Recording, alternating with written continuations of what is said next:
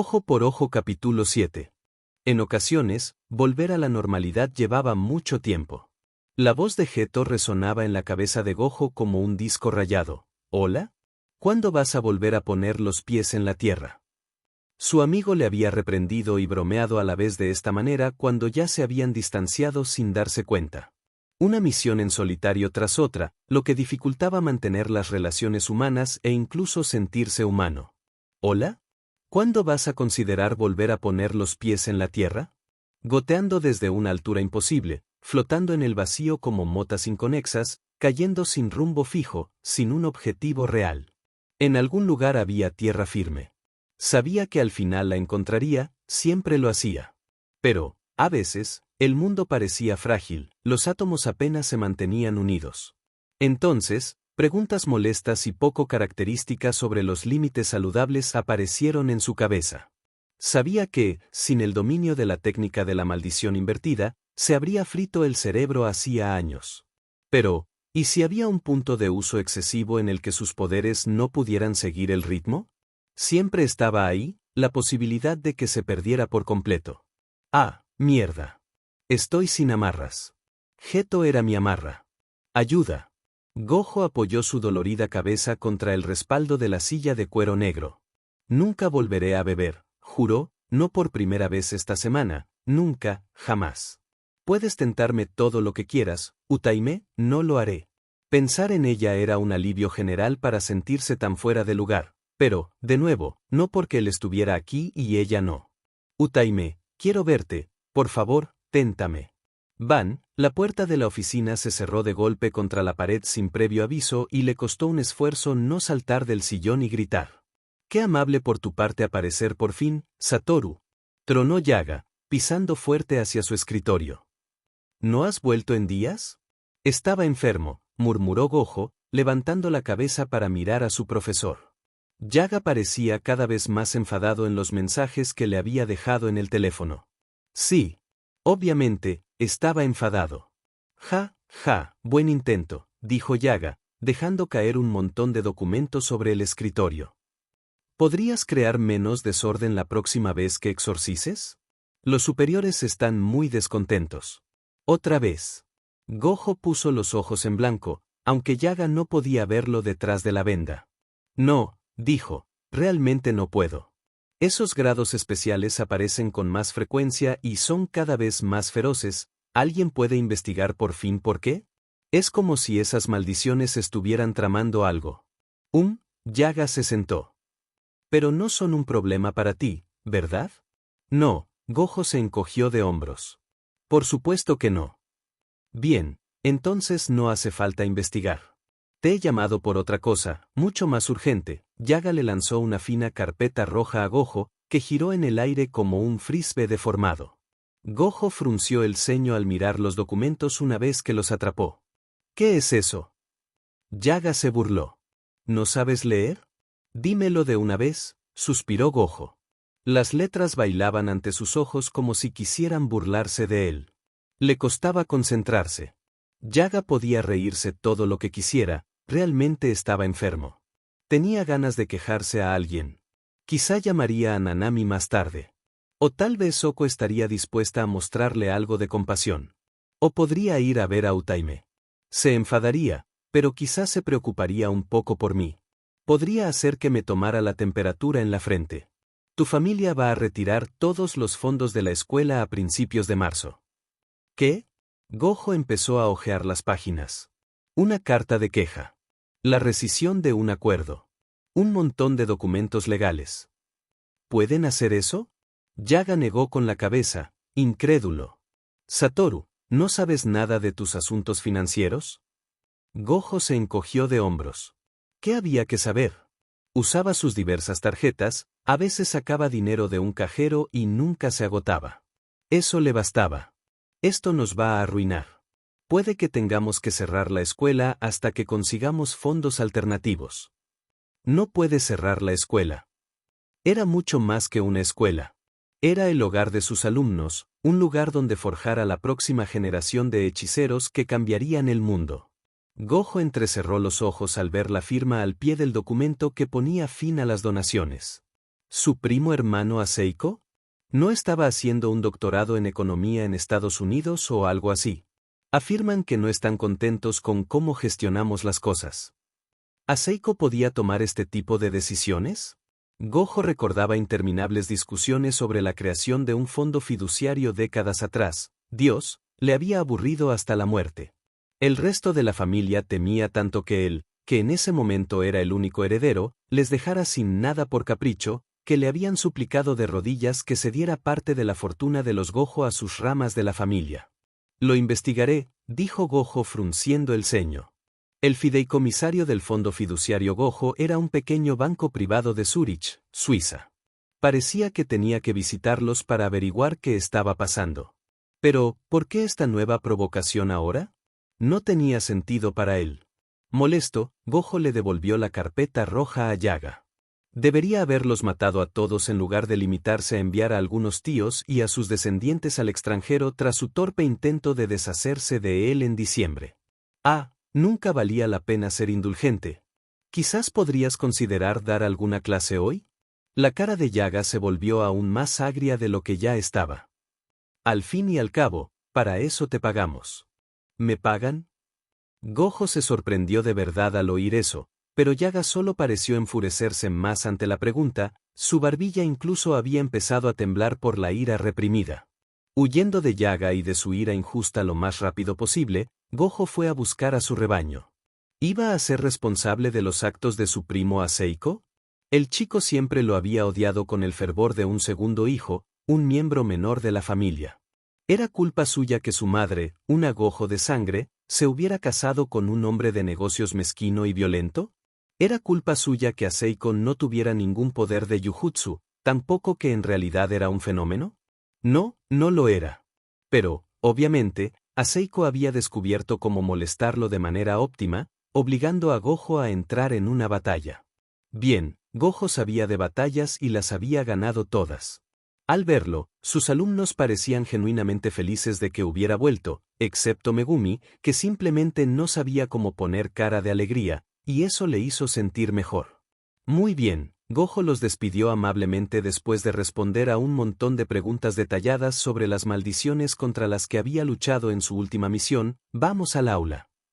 No podemos salir fuera a entrenar, sensei, suplicó Maki, arrastrando los pies. ¿Qué tal si te casamos en equipo? ¿Perseguirme? Había demasiado entusiasmo en el grupo. Sí, tú te escondes en el bosque y el primero que te encuentre, gana. ¿Quieres que me quede ahí sentado y me esconda? Eso es un desperdicio total de mi talento. Es un método de entrenamiento muy conocido, gruñó Panda. Podríamos hacer una prueba con campanas. Como hacen en Naruto. Oh, ¿quieres decir que podría hacerme pasar por Kakashi? Espera un momento. Creo que entiendo lo que está pasando, Gojo sonrió, viendo cómo sus caras se llenaban de ansiedad. ¿Queréis distraerme? Ya lo pillo, para que me olvide de que no hemos hecho matemáticas en 2 semanas. Te dije que se daría cuenta, refunfuñó Megumi. Trato hecho, les dijo Gojo con una amplia sonrisa. Me perseguís y, al mismo tiempo, resolvéis este problema matemático práctico. El primero que lo resuelva correctamente, gana. Comenzó a garabatear figuras en la pizarra. Imagina que esto es una maldición, esto sos vos. Le golpeas con el puño. Dime cuánta fuerza, dado tu peso, necesitas aplicar para arrancarle la cabeza de un golpe. Tiene la siguiente densidad y masa. Y ten en cuenta también el ángulo y la velocidad óptima. Todos sus alumnos se esforzaron mucho y, aunque Benito Flakes definitivamente no era la respuesta correcta, los elogió a todos por su excelente desempeño. No es que se hubiera molestado en resolver el problema él mismo, simplemente golpeaba a sus oponentes con una fuerza razonable, lo que siempre funcionaba. Ya estaba oscureciendo cuando Gojo se dirigió al depósito de cadáveres para saludar a Soko y quejarse extensamente de su mala salud y su estúpida familia. Pero Soko no estaba allí, el edificio estaba desierto y no quedaba ni rastro de su energía. ¿Qué hacer ahora con su noche? Reconsideró la idea de ir a visitar a Utaime a Kioto una vez más, pero eso le provocó una sensación extraña en el estómago. De hecho, había pensado con frecuencia en ir a verla en los últimos días, pero se encontraba confusamente indeciso. Por ejemplo, se preguntaba qué decirle, y no dejaba de imaginar diferentes escenarios en su cabeza. Prefería la verdad en todas las situaciones, pero el agradable «Hola, ¿podemos continuar donde lo dejamos el sábado por la noche? No puedo dejar de pensar en besarte y quiero hacerlo más», no era del todo cierta. La verdad completa era que besarla no era lo único que quería hacer, por Dios, no. Pero temía que a ella no le gustara escuchar lo que él imaginaba con gran detalle que harían después de besarse porque, ¿y si a Utaime no le había gustado besarlo? Ya era jueves por la noche y no había recibido ni una sola palabra de ella. ¿Y si ella prefería besar a ese no brujo? Sintiéndose cada vez más compadecido de sí mismo, Gojo fue a la Rollies Cream Factory en Shibuya, donde se comió 5 raciones de helado de fresa con nata montada para cenar. Después de eso se sintió un poco mejor. Una llamada a su banquero en Suiza confirmó que el primo Seiko había recibido plenos poderes de las otras ramas de la familia para representarlas en todos los asuntos financieros. Detener los pagos a la escuela era legítimo porque el dinero provenía de una parte del fondo del que ahora él estaba a cargo. Al final de la llamada, la banquera, una rubia alta que no había tenido inconveniente en enseñarle la ciudad a Gojo la última vez que visitó la ciudad, dijo algo críptico como, «Entonces nos veremos pronto», pero Gojo ya había colgado sin prestarle más atención, ya que su mente se había centrado en el asunto realmente urgente, conseguir un regalo para Utaime. La forma en que se le habían iluminado los ojos al ver las entradas, quería volver a verla así. Acababa de llegar a la conclusión de que era inevitable que fuera a ver a Utaime pronto, es decir, esa misma noche. Al final, compró 2 cintas de seda para el pelo, una blanca y otra roja, pero no estaba seguro de que le gustaran lo suficiente, así que se dirigió a una librería. Era una librería muy grande. ¿Por dónde empezar? Después de dar vueltas sin saber qué comprar, Gojo sacó su teléfono y marcó el número de su persona de confianza. ¿Qué? Seca y eficiente, como siempre. Una de sus personas favoritas. Nanami 2. No. No estoy disponible, Gojo, son más de las 9 de la noche. Quería preguntarte si crees que a Utaime le gustaría. Nanami gimió en voz alta. Gojo. Solo hay una forma de saber lo que le gusta a Utaime-senpai y es preguntándoselo a ella. Pero te lo estoy preguntando a ti. ¿Crees que le interesa la jardinería? Gojo se bajó de la escalera mecánica para mirar la selección de libros que tenía delante. ¡Cuántas flores bonitas! Vive en un apartamento pequeño, Gojo. No tiene jardín. No había tiempo para enfadarse porque Nanami supiera algo que él no sabía. ¿Ves? Sabía que podrías ayudarme. Pasó a la siguiente sección. ¿Quizás un libro sobre origami? Sí, seguro que le gustaría. ¿Ya hemos terminado? ¿Terminamos? No, Nanami. Lo siguiente que necesito saber es, ¿crees que a Utaime le gustaría verme a esta hora o no? Gojo eligió el libro más grande y caro sobre origami y se dirigió a la caja. No, Gojo. Rotundamente no. ¡Qué dura! Gojo ya no estaba tan seguro de si Nanami era realmente una de sus personas favoritas o más bien la persona más grosera que conocía. ¿Te ha contactado sobre el evento de la escuela hermana? Preguntó Nanami antes de que Gojo pudiera mostrar su descontento. ¿Él? ¿Qué? No. ¿Por qué iba a ponerse en contacto conmigo para eso? Faltan meses. Nanami sonó irritantemente presumida. Me llamó el domingo pasado para pedirme tu número. Sabía que solo era una excusa. A Gojo no le gustó nada esto. Bueno, le gustaba que Utaima quisiera su número y hubiera llamado a Nanami para pedírselo. Pero si tenía su número, ¿por qué no lo había llamado? ¿Ni le había enviado un mensaje? ¿Ni lo había llamado por FaceTime? No he sabido nada de ella, se lamentó Gojo. ¿Por qué, si tiene mi número? ¿Por qué? Quizás esté esperando a que tú la contactes, dijo Nanami, aún con un tono demasiado engreído. Las mujeres son así. ¿Y cómo lo sabes? Preguntó Gojo irritado. Es de conocimiento común, se jactó Nanami. Uf. Gojo colgó el teléfono sin despedirse, sintiéndose aún más desanimado que antes. ¿Recibir lecciones de alguien que llevaba un traje de negocios para matar maldiciones? Era uno de esos días. Fue a Roppongi y caminó sin rumbo fijo, luego a Ginza, porque la tumultuosa energía maldita de la multitud en Roppongi le agravaba el dolor de cabeza. Oye, ¿sigues despierta?, le escribió a Utaime. ¿Quieres ir a tomar algo? Ah, pero había jurado que no volvería a beber alcohol. Añadió, sin alcohol, al mensaje. Lo que le hacía parecer un viejo aburrido. Borrar. Utaime, ¿cómo estás? Estoy por el barrio. Una mentira. Gojo se teletransportó a Kioto. Ahora ya no era una mentira. Utaime vivía en un barrio tranquilo y casi libre de energía maldita. Eso le iba bien. Le gustaba mucho eso de ella, como atraía la calma hacia sí misma. Necesito verte, por favor, no digas que no. ¿Puedo ir a Kioto ahora mismo? Uf. Borrar. Necesito verte, por favor, no digas que no. Estoy delante de tu casa. Pulsó enviar, antes de que le volvieran a asaltar las dudas sobre el mensaje, pero inmediatamente sintió la necesidad de esconderse en un agujero. Dos cosas le alertaron de que algo iba muy mal. Un teléfono con la pantalla rota que yacía en la calle frente a él se iluminó justo cuando el que tenía en la mano vibró para indicarle que había recibido un mensaje. No era, como había esperado brevemente, de Utaime invitándole a subir a su apartamento. Era de un número desconocido que le decía: tenemos a tu chica. Ven al santuario familiar. Si usas tus poderes contra nosotros, ella morirá. Gojo cogió el teléfono roto de Utaime del pavimento y se teletransportó. Almohadilla, almohadilla, almohadilla. Solo les había bastado un segundo de descuido por su parte, ella se había agachado para recoger su teléfono y al menos 5 de ellos la habían reducido, amordazado y vendado los ojos antes de que pudiera abrir la boca para gritar. Después de atarle las manos con fuerza a la espalda, la empujaron dentro de un coche que salió rugiendo de una calle lateral.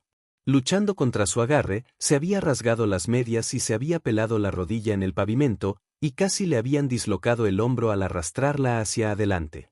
Cuando había golpeado con la cabeza el cuerpo de uno de los agresores, él había respondido con un fuerte golpe en la cara.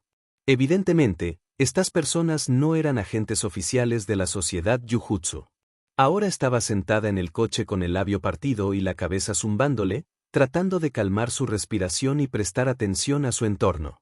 Habían sido inteligentes al amordazarla como primera medida, pero aún tenía sus oídos. Probablemente no sabían que sus poderes incluían la voz y el oído.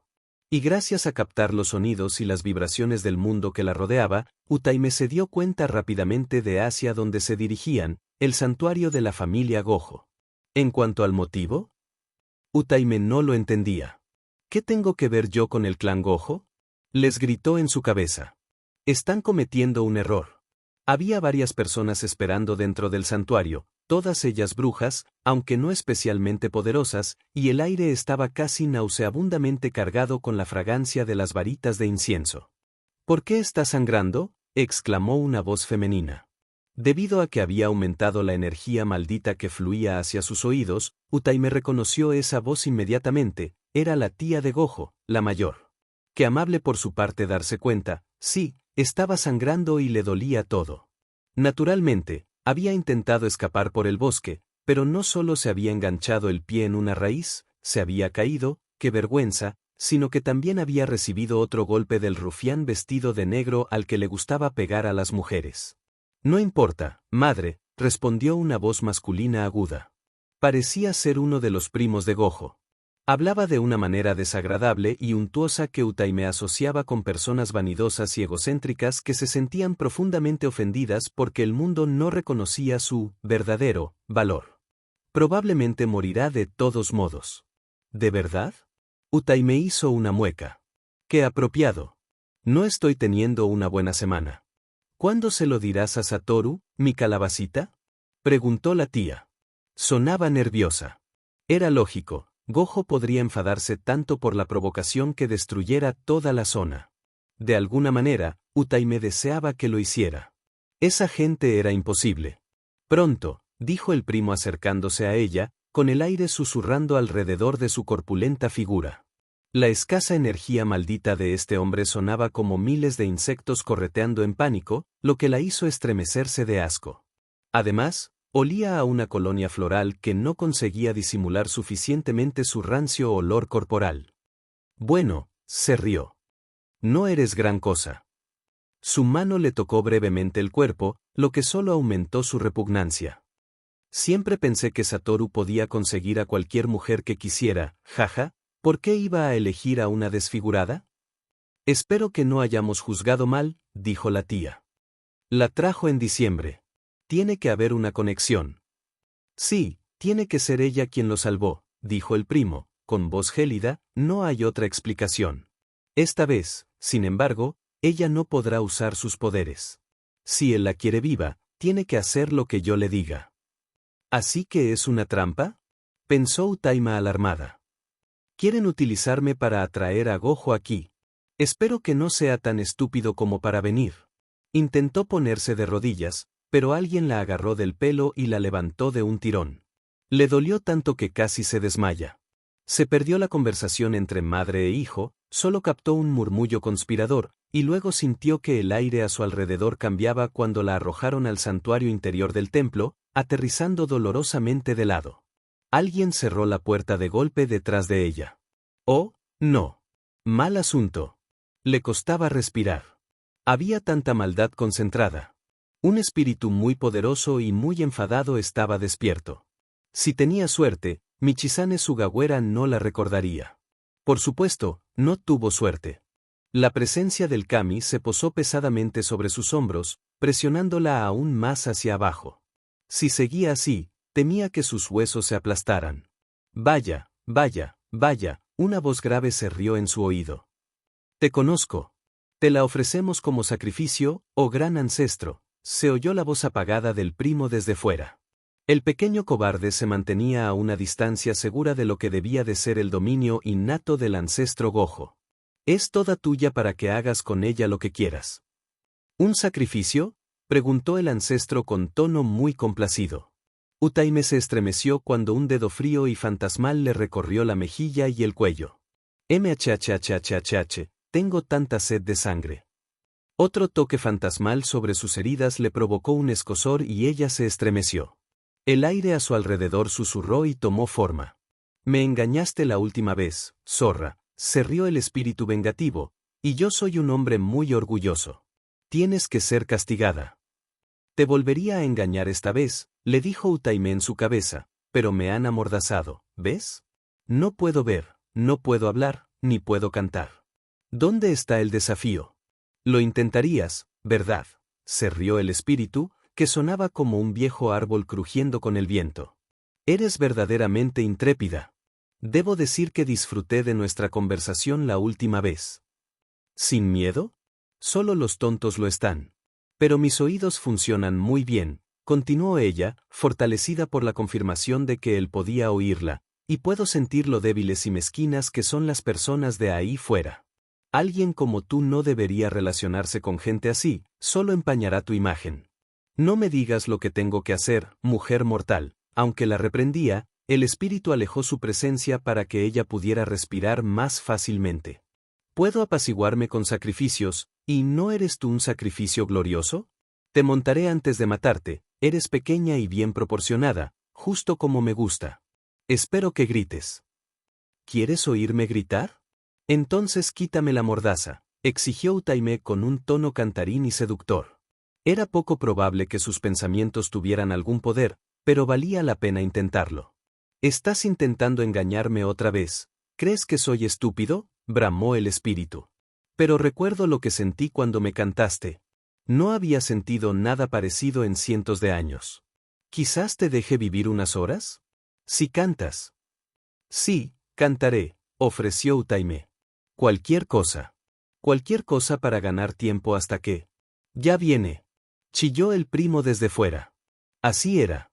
Utaime podía sentirlo en el aire, un poder ardiente y crudo que se acercaba a la velocidad del rayo.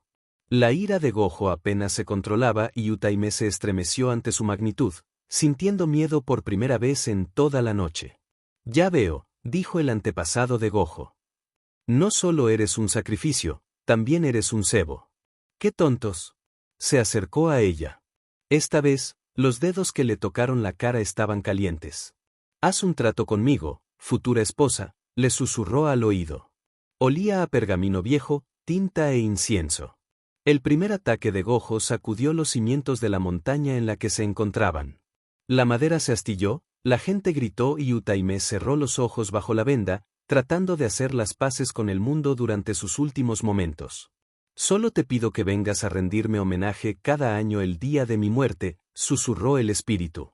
El 26 de marzo, sí, lo recuerdo, Utaime sintió ganas de reír histéricamente. ¿Y qué gano yo con eso? Te dejaré vivir, respondió Michizane Sugawara, y le quitó la venda de los ojos. Ella vio a un hombre joven y apuesto en la penumbra, vestido con ropas de erudito del periodo Heian. Era alto y bien parecido, y el parecido familiar era tan fuerte que sintió una traicionera oleada de alivio al verlo. Pero, qué tonta era, ese no era Gojo. Gojo estaba fuera, arrasando la montaña. También le dejaré vivir, dijo el ancestro con una sonrisa cruel y calculadora. Si no das tu consentimiento, lo mataré tan pronto como entre aquí. Sabes que puedo hacerlo. Este es mi dominio, ningún descendiente mío tiene poder aquí. ¿Dónde está?, preguntó Gojo, de pie justo fuera del santuario. Ahí dentro, chilló el primo. Satoru, haz lo que te digo o ella morirá. La puerta del onden se astilló y entró una ráfaga de aire frío. El edificio de madera exterior estaba destruido, Utaime podía ver la oscuridad del bosque a través del hueco en la pared del santuario. Y podía ver a Gojo, tan hermoso, con una luz púrpura titilando a su alrededor, su cabello blanco erizado, sus ojos azules brillando como el cielo inundado por el sol. Gojo, no. Utaime quería gritar, pero la mordaza seguía en su sitio. De todos modos, su advertencia habría sido inútil, porque Gojo ya había entrado en el santuario interior con su habitual audacia temeraria. Aléjate de ella, le espetó Gojo a Michizane, que se había interpuesto entre él y Utaime. Jajaja, no puedo creer que hayas entrado ahí, exclamó su primo a Seiko. ¿Cómo puedes ser tan estúpido? Satoru, estás acabado. ¿Qué quieres?, le dijo Gojo a su antepasado, sin prestar atención a lo que su primo decía o hacía a sus espaldas. Estoy listo para negociar. No, Gojo. Utaime luchó contra sus ataduras. No seas estúpido. ¿Ah? Michizane sonrió ampliamente y tuvo la audacia de guiñarle un ojo. Ponte de rodillas, mocoso insolente. Inclínate ante mí. Sin dudarlo, Gojo se arrodilló e hizo una profunda reverencia, con las manos extendidas ante él. A ella le dieron ganas de llorar. Utaime no podía sentir ni el más mínimo rastro de poder fluyendo a través de él. Estaba impotente y desprotegido de nuevo, tal y como su antepasado había proclamado que estaría. Michizane levantó la mano. Ahora morirás, sonrió. No, no lo mates. Yo lo haré, gritó Utaime, acepto el trato contigo. Esto está funcionando mucho mejor de lo que pensaba, se rió el primo a Seiko. Madre, ¿ves esto? Cuando Satoru muera, yo me convertiré en el heredero. Ni siquiera necesitamos obligarlo a firmar un nuevo acuerdo financiero. Patético, se burló Michizane, movió la muñeca y a Seiko explotó con un suave y desagradable plop, salpicando sangre por todas partes. Dios mío, gritó Utaime en su cabeza. Gojo levantó la cabeza y parpadeó sorprendido ante su antepasado. Estoy satisfecho, declaró Michizane Sugawara, asintiendo con la cabeza en dirección a Utaime mientras se volvía translúcido y desaparecía. Su presencia opresiva se desvaneció. ¿Qué demonios? Gojo se incorporó rápidamente y corrió hacia Utaime. Le quitó la mordaza de la boca y le desató las muñecas. Utaime, ¿estás bien? Estás sangrando. ¿Quién? ¿Quién?